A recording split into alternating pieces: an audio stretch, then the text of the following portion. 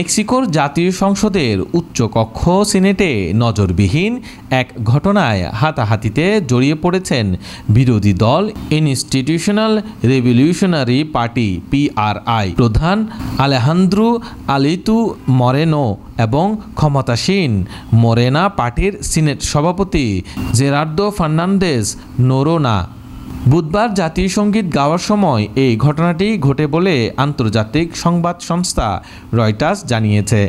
ঘটনাস্থলে উপস্থিত সংসদ সদস্য ও সংবাদকর্মীদের মতে এই দিন অধিবেশন শেষে জাতীয় সংসদ পরিবেশনের সময় হঠাৎ করেই পিআরআই নেতা মরেনো সিনেট সভাপতি নোরেনোর দিকে তেড়ে যান।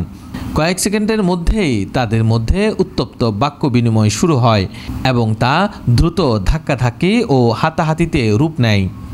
সিনেট সভাপতি নোরোনা পরে এক সংবাদ সম্মেলনে বলেন, বিদেশি সেনাদের উপস্থিতি নিয়ে দীর্ঘ ও কঠিন বিতর্কের পরপরেই এই সংঘর্ষের সূত্রপাত হয়।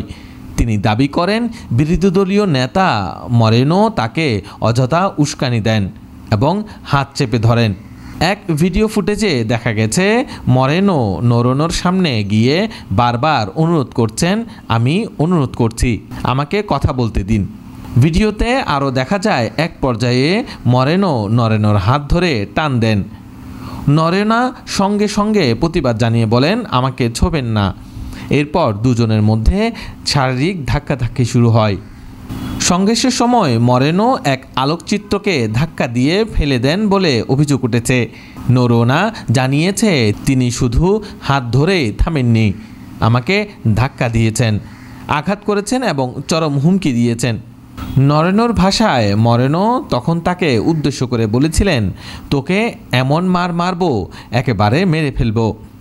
অন্যদিকে বিরোধী নেতা মরেনো পাল্টা অভিযোগ করেছেন যে সিনেট সভাপতি নোরোনাই প্রথমে মারমুখী আচরণ করছিলেন এবং তার কথার সুযোগ না দিয়ে উস্কানিমূলক আচরণ করেন। সাংবাদিকদের সঙ্গে আলাপকালে সিনেট সভাপতি নোরোনা আরও জানান, শুক্রবার তিনি একটি জরুরি অধিবেশন ডাকবেন। সেই অধিবেশনে মরেনো সহ পিআরআই এর আরও 3 জন আইন প্রণেতাকে সিনেট থেকে বহিষ্কারের প্রস্তাব উত্থাপন করা হবে। এই প্রস্তাব সিনেটে গৃহীত হলে বিরোধী দলের জন্য এটি হবে বড় ধরনের রাজনৈতিক আঘাত। এই হাতাহাতির ঘটনা মেক্সিকোর রাজনীতিতে তুমুল আলোচনার জন্ম দিয়েছে। বিরোধী দল বলছে, ক্ষমতাসীন দলের একনায়কতান্ত্রিক আচরণে প্রতিফলন এই ঘটনাতে দেখা গেছে।